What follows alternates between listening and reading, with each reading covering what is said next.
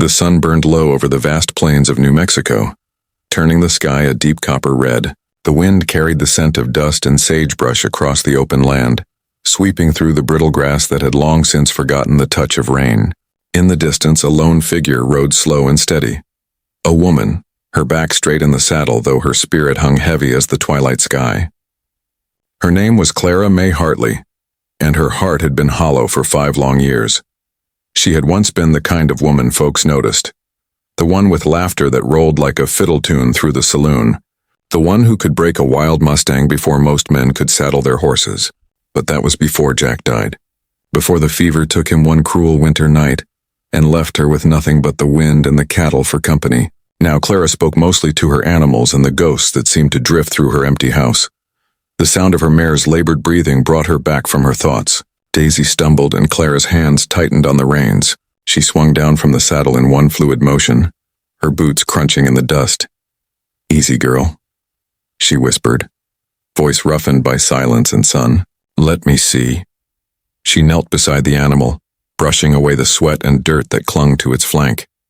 A gash along Daisy's leg oozed blood, a deep scrape from a jagged rock likely. Nothing fatal, but enough to slow them to a crawl. Clara exhaled heavily, the sound somewhere between frustration and worry. Daisy had been her only companion for years, the last living thing she trusted with her whole heart. She looked up at the horizon. There was nothing but scorched earth, crumbling canyon walls, and a sky so wide it seemed to swallow her whole. She reached for her canteen, shook it, a hollow rattle. Only a few swallows left. "Guess we're in trouble, old girl," she murmured. "Trouble's all I ever seem to find." Clara rose, shading her eyes. To the west, the land rose sharply into ridges she'd never explored. Folks in town always said there was nothing out there but dead land. Rattlers, ghosts, and old Indian spirits best left undisturbed. But she saw something that made her pause, a glint, faint, almost gone before she could be sure she'd seen it. It came from beyond the ridge, shimmering for a heartbeat before disappearing again. It wasn't water. The sun's angle was wrong for that. But it wasn't just light either. Her instincts prickled. After years of surviving alone on the frontier, Clara had learned to trust those small feelings. The pull in the chest that told her to move. The whisper of curiosity that refused to be ignored. She patted Daisy's neck gently and started walking toward the ridge. The climb was rough. Loose shale shifted beneath her boots and the sun's heat beat down on her back like a hammer. Daisy limped behind her, breathing heavy, ears twitching at the occasional buzz of a rattlesnake. By the time they reached the top, Clara's throat burned and her shirt clung to her skin. But when she looked down the other side, her breath caught. Nestled deep within the canyon, hidden by the twisting rock walls, was a waterfall. It tumbled from the cliffside in a silvery stream, crashing into a pool so clear it looked like glass. Cottonwoods and wild ferns grew thick around it, a small oasis untouched by the harsh sun above. It looked like a secret the earth had tried to keep for centuries. "Lord Almighty," she whispered, voice breaking with disbelief. It was beauty in the middle of nowhere, life in a land that had nearly forgotten how to breathe. She led Daisy carefully down the slope, half sliding, half guiding, until they reached the bottom. The air was cooler here, scented with wet stone and mint. Clara dropped to her knees at the water's edge, filling her canteen and splashing her face. Daisy drank deeply beside her, relief trembling through her tired body. As Clara sat back, she noticed something carved into the rock wall just to her right. Letters, initials. She leaned closer, brushing moss away with her fingers. GMH, her breath stopped. Her husband's name had been Jack Michael Hartley. Her first thought was that it had to be coincidence. Someone else with the same initials. Maybe a prospector or soldier from years before. But the longer she stared, the harder it became to believe that. The way the letters were carved. The slanted M, the faint cross at the end of the yar. Persia was exactly the way Jack had signed his name. A cold tremor crawled up her spine. Her eyes caught on something else. Half buried beneath a tangle of ivy, wedged between 2 stones, was a small metal box.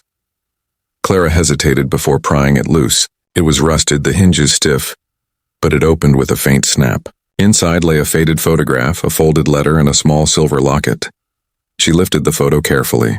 The man in it looked like Jack. Same narrow jaw, same half-smile, son but younger. Beside him stood a woman Clara didn't recognize.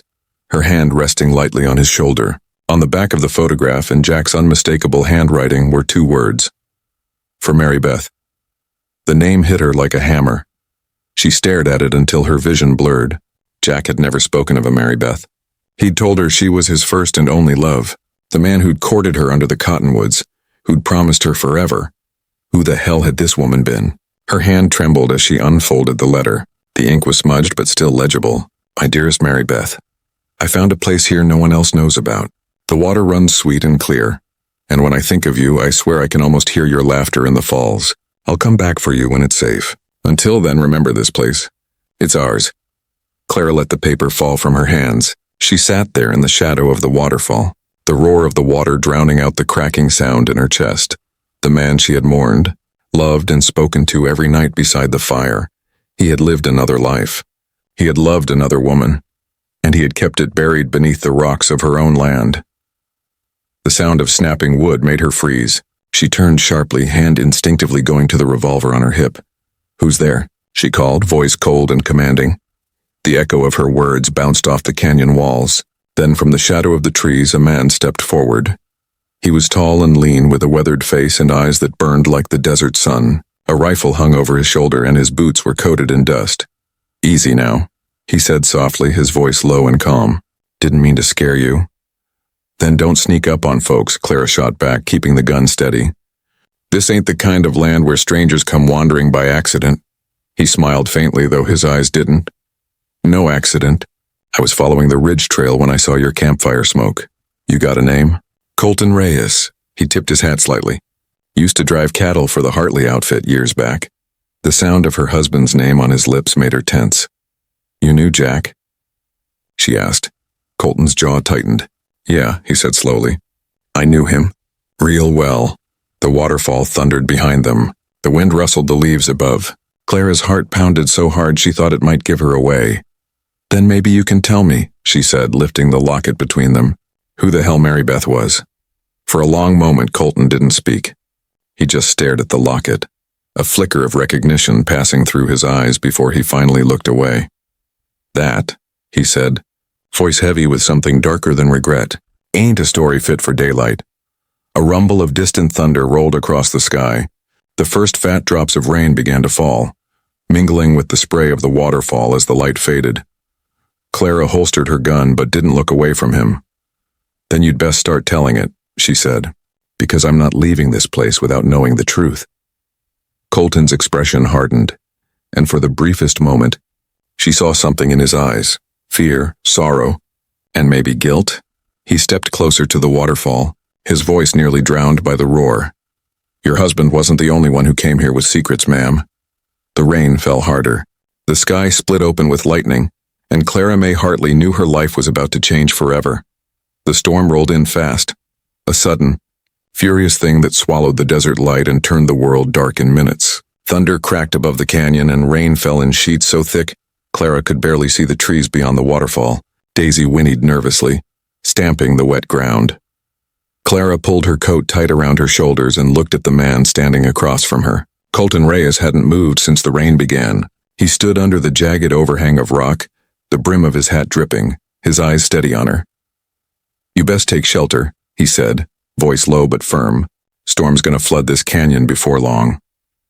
I'll manage, Clara said, though her voice trembled slightly. She didn't like the way the air had changed. Too heavy, too charged with something she couldn't name. The sound of the rain on the rocks was deafening, but beneath it, she could hear the faint roar of the waterfall growing stronger. She led Daisy under the rocky ledge and built a small fire with the few dry branches she had left in her saddlebag. Colton joined her silently, crouching across the flames. The firelight flickered over his face. Sharp jaw, dark stubble, eyes that looked both young and impossibly tired. For a long while, they said nothing. Just sat there with the rain pounding outside, each lost in their own thoughts. Finally, Clara spoke. You said you knew my husband, she began, her voice barely rising above the rain.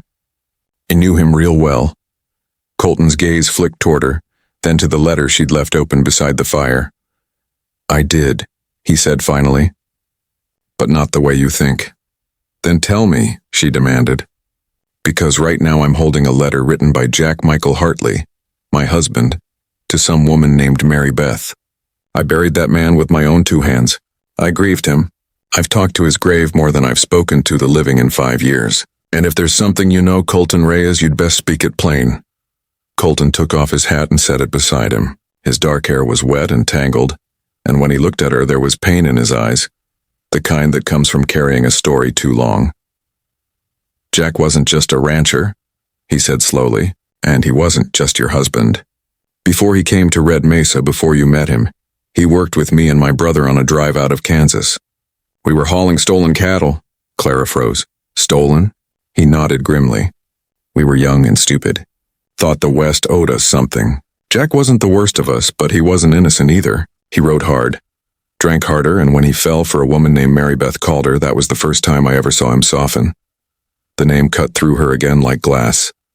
Mary Beth Calder, Clara whispered, her throat tightening. She was real. Real as the rain, Colton said quietly. And she loved him something fierce. But Jack got mixed up with a man named Silas Cope, a ranch thief and killer.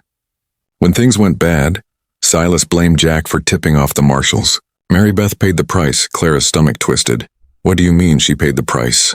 Colton's voice cracked just slightly when he answered. They hung her, he said. Claimed she was the one who warned the law. Jack got away, but she didn't. He carved their initials on that rock and swore he'd never come back. The fire popped between them. The sound echoed like gunfire. Clara sat still, her fingers trembling around the edge of the letter. And then he met me, she said finally. Colton nodded. Yeah. By then he was trying to be a different man, called himself a rancher, said he'd left the old life behind. Maybe he had. Maybe he was trying to build something honest with you. Clara stared into the flames. She wanted to hate Jack, to throw the letter into the fire and let it burn, but all she could feel was the ache of knowing that the man she had loved so completely had built his peace on a foundation of lies. Why tell me now? She asked. After all these years? Colton hesitated, then reached into his coat pocket. He pulled out a small folded piece of parchment stained and torn from age. Because I've been carrying this for him, he said, handing it to her. Jack gave it to me the week before he died. Told me to deliver it if I ever found you. Clara stared at the letter. The paper was brittle, the handwriting unmistakably his, slanted and strong. Her chest tightened as she unfolded it. My Clara, if you're reading this, it means my past finally caught up to me. There's a truth I could never bring myself to say out loud. Before you, there was another. Her name was Mary Beth. I failed her, and I've lived with that every day since. When I met you, I saw a chance to start over. To love clean, to live right. But a man can't bury his sins forever. If I disappear, don't think it was you. It's me. It's always been me. Don't let what I did make you bitter. You gave me peace I never deserved. Yours always, Jack. Clara pressed the letter against her chest. The words blurred through her tears. She had imagined every version of her husband's death. Sickness, fever, bad luck. But never this. Never the shadow of guilt and betrayal that had followed him to the grave. When she looked up, Colton's eyes were wet too. You were with him when he died, she said quietly. He nodded. He was shot. Out near Dry Creek. Some of Silas Cope's old men found him. I buried him myself. So you came here to tell me the truth, she said bitterly. To make peace for him. Colton's jaw tightened. No, ma'am. I came because Silas Cope ain't dead. He's back. And he's looking for something Jack hid. Something he left behind near this waterfall. Clara's head snapped up. Hid? What could Jack possibly have left here? Colton leaned closer to the fire. Gold, he said simply. The last of what we stole. Enough to buy half the territory. The words hit her like a thunderclap. The rain outside had slowed, but the sound of the waterfall grew louder, more insistent, as if the canyon itself was listening. So that's what this is really about, Clara said, voice hard. You didn't come to deliver a letter. You came to find his gold. Colton looked at her for a long time. Maybe once, he admitted. But not now. I came because Silas will kill anyone who stands between him and that money. And if Jack left it here, he'll come for you next. The firelight danced across their faces, her grief like ice, his fear like flame. Then he'll find me waiting, Clara said softly, her eyes fierce now the way they used to be. Because I've already lost everything once. I'm not losing it again. The rain stopped. Silence filled the canyon, broken only by the steady rush of water. Colton stood, brushing dirt from his coat. "We'll need to move before dawn," he said. "Silas travels fast." Clara rose too, her hand brushing against the carving in the stone. JMH, her husband's ghost still lingering in the sound of the falls. "Then let him come," she said, her voice steady, almost cold. "This time the past can bleed like the rest of us." As the fire burned low and the canyon slipped into darkness, Clara May Hartley, the lonely cowgirl who had lived for years in silence, finally felt something new rising inside her. Not peace, not love, vengeance. The next morning broke gray and cold. Fog clung low to the canyon floor like a restless spirit refusing to leave. The rain had passed, but the air still carried the scent of wet earth and pine. Clara May Hartley woke to the sound of Daisy's soft breathing beside her, and the steady murmur of the waterfall. For a moment she lay still beneath her worn wool blanket, letting the sound fill her. It was almost peaceful, almost, until memory came crashing back. The letter. The photograph. Jack's name carved into the stone. Mary Beth. She opened her eyes and found Colton Reyes crouched near the fire pit, sharpening his knife in silence. He looked different in the morning light. Older somehow, the lines on his face deeper. There was a kind of haunted weariness in his eyes, the look of a man who had been running from his past for too long. "You sleep?" he asked without looking up. "Not much," Clara said, sitting up and wrapping her blanket tighter around her shoulders. "Dreamed of ghosts." "Out here," Colton muttered. "Ghosts ain't the worst thing that follows you." She studied him for a moment. "You really think Silas Cope's alive?" Colton's jaw tightened. "I don't think, I know. Word is he's been riding with a new gang. Outlaws and drifters, all hungry men. Last I heard, they hit a stagecoach south of Las Cruces, killed 3 and left 1 alive to send a message." "What message?" Colton met her gaze. "That he's still looking for Jack Hartley's gold." The name hung heavy in the air. Clara's stomach twisted. She looked down at the ground where the metal box still sat, the one she'd found beneath the waterfall. It was small, rusted, and harmless looking, but now it felt like the center of something much darker. "So that's why you came here," she said quietly. "You're running from him too." Colton sheathed the knife with a slow, deliberate motion. "I ain't running," he said. "I'm trying to end it. But I can't do that without finding what Jack left behind." "You said it yourself," Clara replied coldly. "He hid it near this waterfall. Then find it, take your gold, and go." Colton's gaze hardened. "It ain't that simple, ma'am. Cope don't care who has it. He'll burn every town from here to Santa Fe just to dig it up. If we don't find it first, you'll be the next grave in his wake." Clara rose, brushing the dirt from her clothes. "I buried 1 man already. I'm not planning to lie down for another." She turned toward the waterfall, her boots squelching in the wet sand. The sun was beginning to pierce the fog, sending shafts of gold light through the mist. The pool shimmered like polished glass, the water cold and clear. Something about the scene stirred her. Not peace, but purpose. Jack had lied. He had carried guilt and love for 2 women at once. He had died with secrets she could never forgive.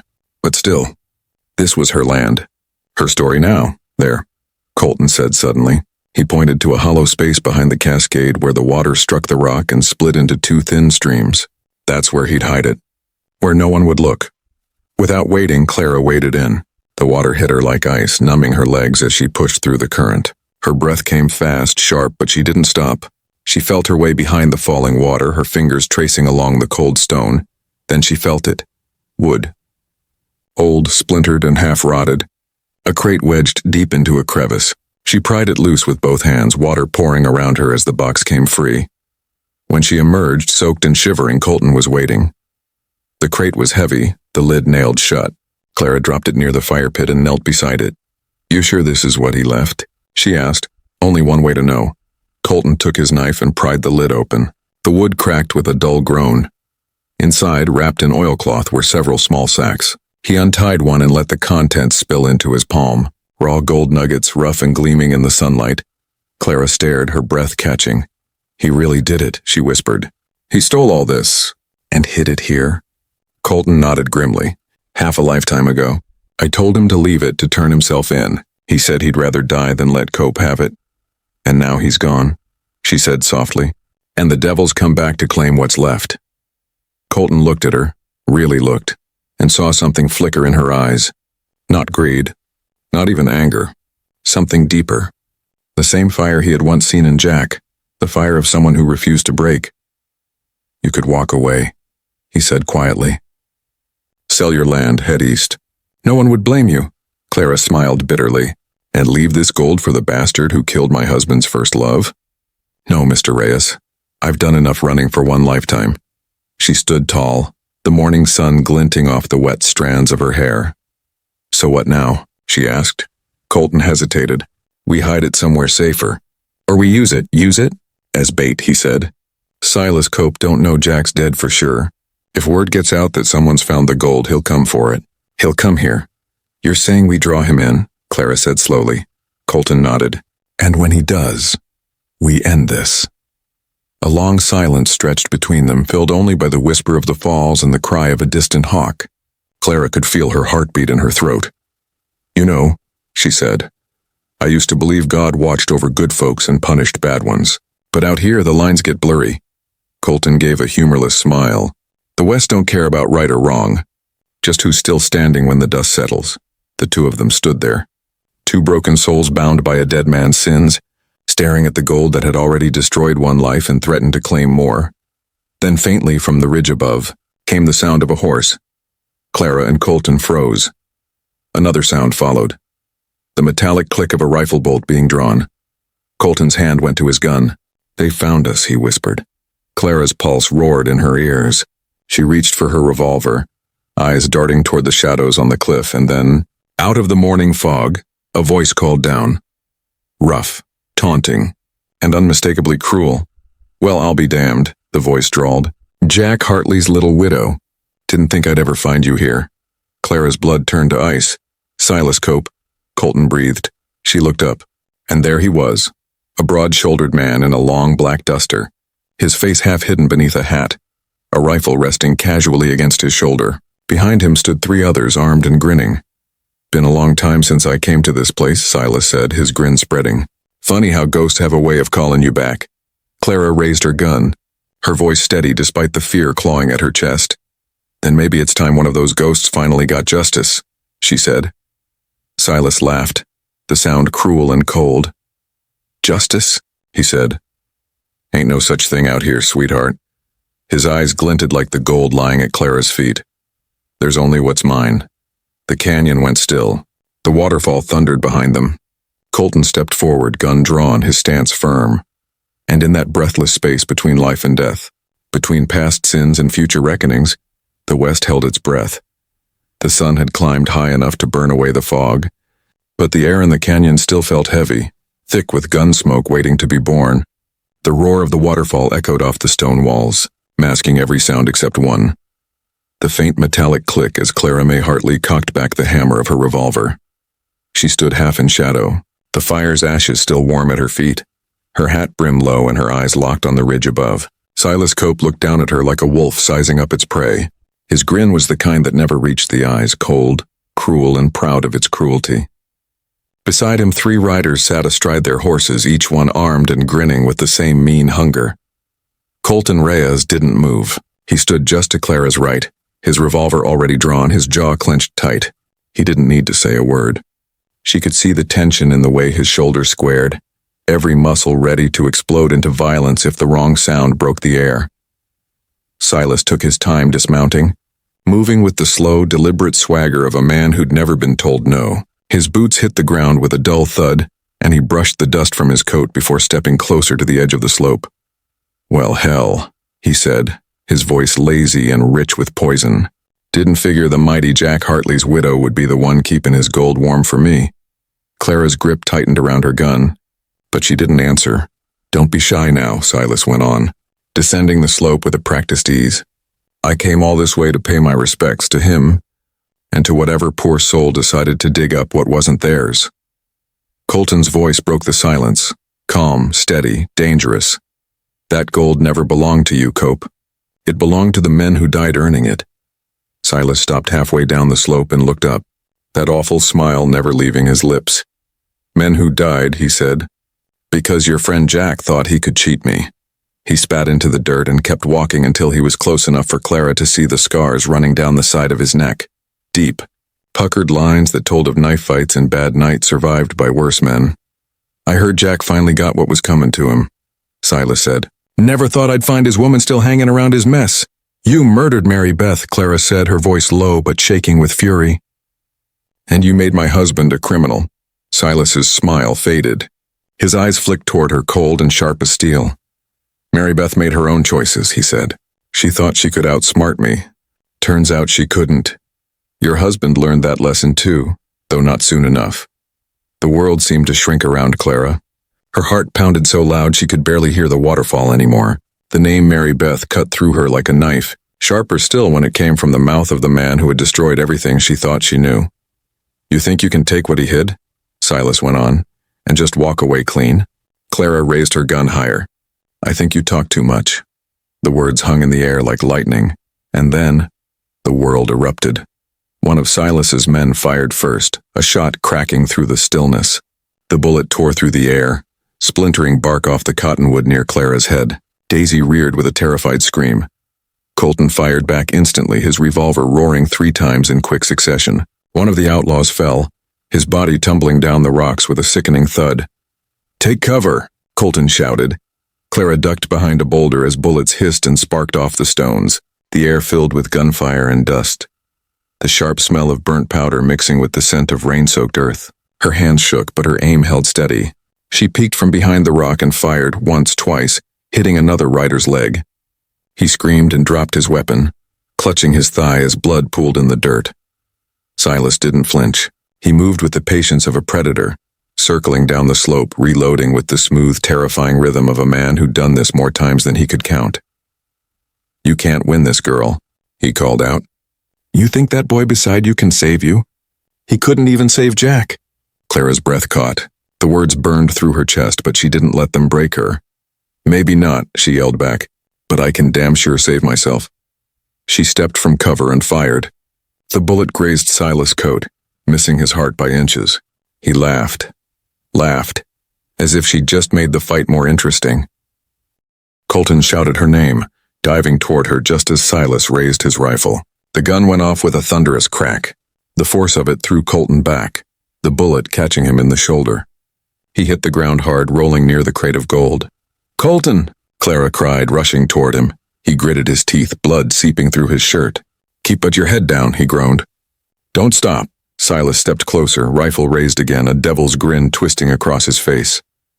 Always wondered what it'd be like, he sneered, to kill a woman bold enough to draw on me. Clara's fury turned to ice. She crouched beside Colton, one hand pressed against his wound, the other clutching her revolver tight. You want what's yours? She hissed. Come and take it. Silas cocked his rifle and stepped forward, 1, 2, 3 deliberate strides. But he didn't see the slick moss beneath the rocks or the way the wet ground shifted under his boots. His heel slipped. In that heartbeat, that single perfect second, Clara rose. She steadied her hand, her breath stilling, and she fired. The shot rang out like thunder cracking the sky. Silas stumbled back, eyes wide with disbelief. His rifle slipped from his hands, clattering against the rocks. He staggered once, blood blooming across his chest, then collapsed near the edge of the pool. For a long time, the only sound was the waterfall, wild, relentless, alive. Clara stood there trembling, the revolver still smoking in her hand. Her pulse raced, tears mixing with the mist that drifted from the falls. Colton struggled to sit up, his face pale but his eyes fierce. You got him, he said hoarsely. She turned toward Silas's fallen body, the man who had haunted her husband's life, who had ended Mary Beth's, who had come here to end hers. His face was twisted in something between shock and hatred, his eyes still open but empty now. No, Clara said softly, lowering her gun. We did. She sank to her knees beside Colton, ripping a strip from her shirt to press against his wound. Stay still, she whispered. You'll be all right. Colton gave a faint, pained smile. You ever miss the quiet life? She let out a shaky breath, a sound halfway between a laugh and a sob. It was never quiet, she said. I just didn't know how loud the silence was until now. They stayed there like that, the fire crackling faintly, the river of gold gleaming in the half-light. The sun finally broke through the clouds, its reflection shimmering off the waterfall in 1,000 tiny sparks. For the first time in years, Clara May Hartley didn't feel alone. But deep inside, she knew this wasn't the end. The West never left its debts unpaid. And as the wind shifted through the canyon, carrying the scent of dust and blood, she couldn't shake the feeling that somewhere out there, more ghosts were still waiting to rise. The following dawn crept in slow and colorless, its pale light spilling over the canyon walls like milk poured down rough stone. The night storm had passed, leaving the air thick with the smell of gunpowder, rain, and death. The ground around the waterfall was streaked with mud and blood, dark, drying patches that told the story of what had happened there. Clara May Hartley sat beside the dying fire, her revolver laid carefully across her lap. She hadn't slept, not really. Every time she closed her eyes, she saw it again. Silas Cope's body tumbling backward, the red bloom spreading across his chest, his hateful grin vanishing into the water's roar. She wasn't sorry. But she wasn't proud either. The West didn't deal in clean victories. Even justice came with blood under its fingernails. Colton Reyes stirred behind her, letting out a sharp breath as he tried to sit up. Clara turned quickly, her hands steady but her heart jumping. The makeshift bandage she'd tied around his shoulder was already stained through with crimson. But he was alive. "Don't move too much," she said softly. "You'll tear it open again." Colton gave her a tired grin. "You shoot as straight as any man I've ever ridden with," he said. "Maybe straighter." Clara didn't smile back. Her eyes drifted toward the pool at the base of the falls, where the body of Silas Cope still lay half submerged among the rocks. The current tugged at his coat, the dark water swallowing more of him with each passing minute. "He's gone," Colton said quietly, following her gaze. "No," Clara whispered. "Men like him never really go. They just leave pieces behind for others to clean up." The wind shifted through the canyon, carrying the distant cry of a hawk. For the first time in days, the sky above was clear. No clouds, no storm. Only endless blue. Clara rose to her feet and walked toward the waterfall. The spray hit her face, cold and sharp, washing away the grit that clung to her skin. She stared down at the water for a long while, her reflection wavering and broken on its surface. Jack's name was still carved into the stone behind her. JMH, 5 letters that had once meant love. Faith. A life shared. Now they felt like a tombstone etched into the world itself. "You ever think he deserved forgiveness?" she asked quietly without turning. Colton took a moment before answering. "I think he wanted it," he said. "But that don't mean he earned it." She nodded slowly. "He tried to make it right. Maybe that counts for something." "It does," Colton said. "But some ghosts don't stay buried, Clara. You know that better than most." His words settled deep in her chest. She stood there another moment, then knelt beside the water. The crate of gold sat nearby, its lid half open, the coins and nuggets gleaming like the morning sun itself. "What'll you do with it?" Colton asked. Clara didn't answer at first. She dipped her hand into the cold water, letting it run through her fingers before speaking. "Jack hid this gold thinking it could buy redemption," she said softly. "But all it ever bought was death. Silas killed for it. Mary Beth died because of it. And Jack spent the rest of his life running from it." She stood and turned toward Colton. "So maybe it's time it stayed buried." He frowned. "You're gonna throw it away?" "Not throw," she said. "Hide it where no one else can find it. This land has taken enough blood. It doesn't need to feed anymore." Colton watched her for a long while, then nodded slowly. "You really are something, Clara May Hartley." She smiled faintly, the first real smile she'd allowed herself in years. "I'm just tired," she said. "Tired of men who think gold makes them gods." Together they carried the crate back behind the waterfall. The sound of the falling water was deafening, but somehow peaceful too. They pried apart a loose slab of stone, revealing a small hollow space deep in the rock. Clara ran her fingers over the edges, feeling the cold dampness of the earth. "This is where it ends," she said quietly. They pushed the crate inside, sealed it with the stone, and stepped back. For a moment, neither of them spoke. The waterfall thundered on, relentless, eternal, its voice drowning out everything else. Finally, Colton broke the silence. "What'll you do now?" Clara looked out across the canyon. The land stretched for miles, a raw, wild, endless. The kind of country that could eat a soul or save it, depending on the choices a person made. "I don't know," she admitted. "Maybe I'll go north. Start again. Find a place where folks don't know the name Hartley." "You could come with me," Colton said. His voice was gentle, uncertain. I could use a partner who knows how to shoot straighter than the sun. Clara turned toward him, studying the man who had helped her uncover her husband's sins and survive her own reckoning. There was something steady in him, not soft but sure, a man who had known regret and still chosen to keep riding forward. Maybe, she said, her voice low, maybe I could. They loaded what little they had left, her saddlebag, his rifle, a few supplies, and packed up camp. Clara took one last look at the falls. Sunlight struck the mist, turning it into a faint rainbow that shimmered across the canyon. She touched the stone once more where Jack's initials were carved. Rest now, she whispered. Whatever you were, whatever you did, it's done. The words drifted into the sound of the water, carried off by the wind. When she turned back, Colton was already on his horse, waiting. Daisy stood ready beside him. Her wound nearly healed, her eyes bright again. Clara swung into the saddle, adjusting her hat against the sun. As they rode out, the canyon seemed to exhale, a long, slow sigh through the trees and the rocks, like the land itself was finally letting go of the ghosts buried within it. The waterfall grew smaller behind them until it disappeared altogether, hidden once more within the folds of the earth. And though Clara didn't look back, she felt its presence, eternal, watching, whispering its stories into the wind. Stories of love and betrayal, of loss and justice, of how even in the harshest corners of the world redemption sometimes came not through gold or vengeance, but through courage.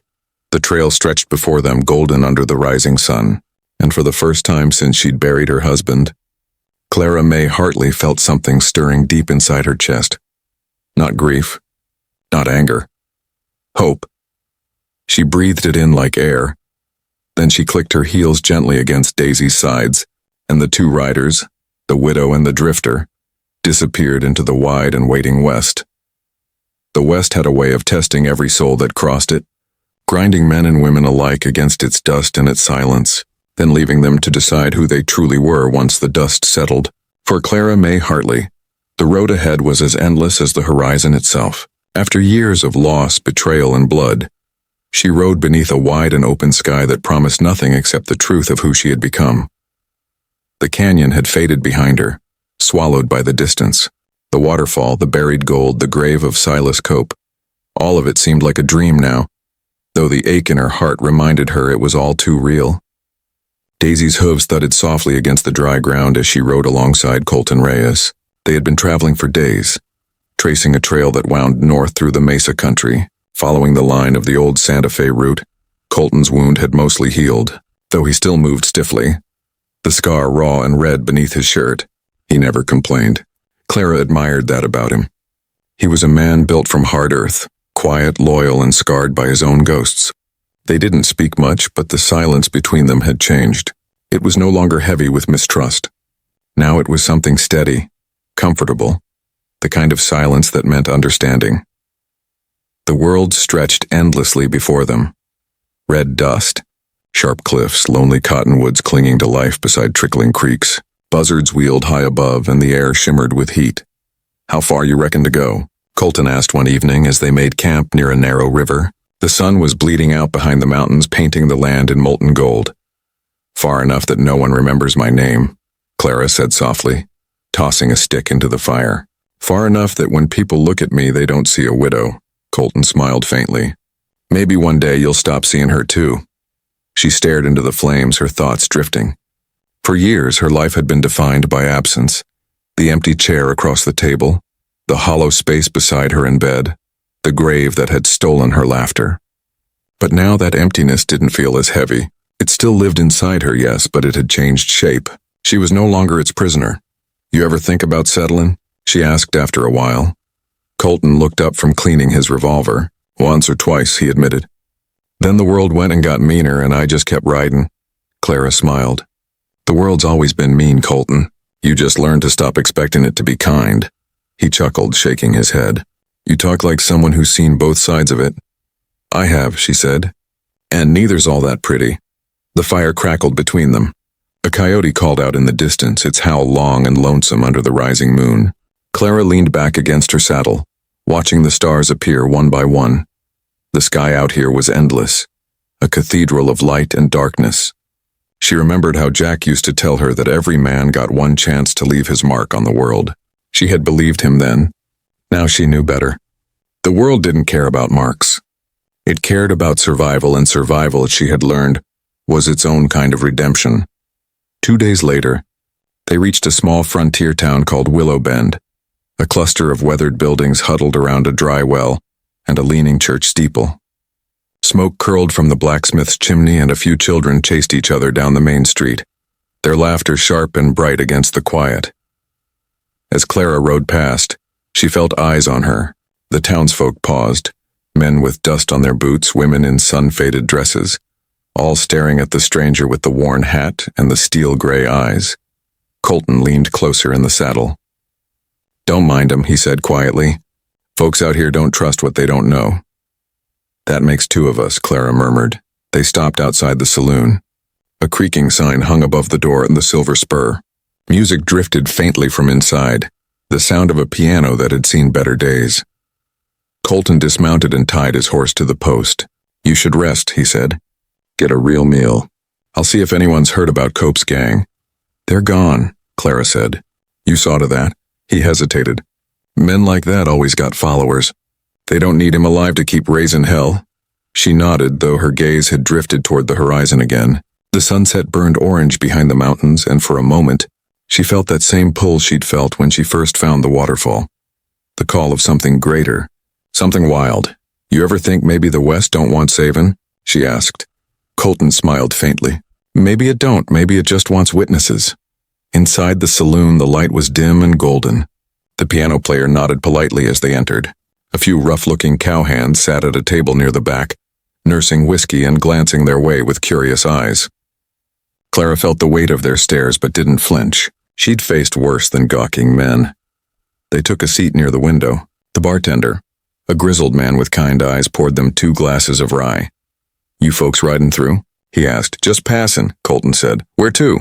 Clara looked out the window, the wind stirring the dust outside. "Wherever the road leads," she said quietly. The bartender nodded.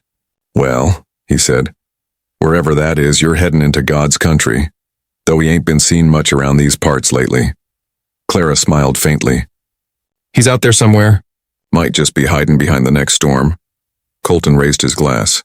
"To storms, then," he said, "and the fools who ride through 'em."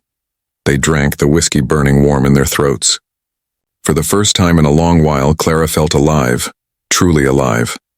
Later that night, long after the piano had gone silent and the lamps had been dimmed, Clara stepped outside. The sky was alive with stars again, the wind gentle against her face. She walked to the edge of town where the open land stretched before her like a promise. She thought of Jack, of the man he'd been, the man he'd tried to be, and the man he could never fully become. She thought of Mary Beth, of Silas, of the gold that now slept behind the waterfall forever. All of them were pieces of the same story, a story written in blood, love, and dust. But hers wasn't over. She had survived. She had fought. And now at last she was free. "You all right?" Colton's voice came from behind her. She turned. His silhouette stood framed against the starlight, calm and familiar. "Yeah," she said softly. "I think I am." He walked beside her, both of them staring out into the endless dark. 2 riders standing on the edge of the world, unsure what tomorrow would bring but unafraid to meet it. "You ever miss the sound of that waterfall?" he asked. Clara smiled. "No," she said. "It's still with me. I can hear it when the wind moves just right." They stood there for a long while, the silence between them deep and peaceful. The West stretched before them, unforgiving, beautiful, eternal. When the first light of dawn touched the horizon, Clara placed her hand on her horse's neck and took a deep breath. "Come on," she said. "The trail's waiting." Colton smiled. "It always is." And together, they rode out, 2 souls bound by loss, tested by fire, and reborn in the dust of a land that remembered everything but forgave nothing. As they disappeared into the golden light of morning, the wind carried the faint echo of the waterfall far behind them, a whisper of the past, soft and endless, fading into legend. The end.